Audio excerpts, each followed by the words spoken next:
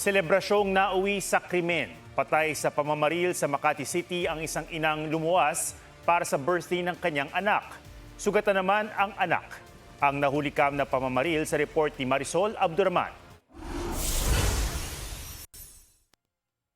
Tumakbo palapit sa hotel na ito sa Makati City ang isang lalaki at may malapitang pinagbabaril.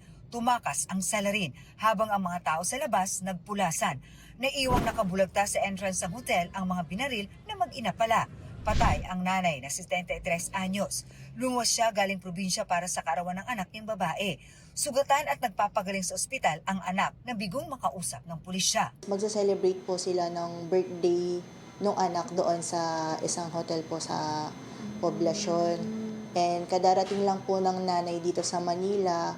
Galing pa po siyang Zamboanga nung August 2. And then kahapon po is birthday mismo nung anak.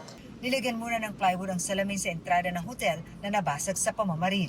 Hindi na nagbigay ng pahayag ang hotel management dahil iniimbestigahan na raw ng mga otoridad ang nangyaring insidente. Pero balik na raw sa normal ang kanilang operasyon. Pero kumusta ang hotel sa ngayon, sir? Okay naman, it's in good in order po. Are they hotel guests? No. May binuunang special investigation team ang pulisya para alamin ang motibo sa pamamaril.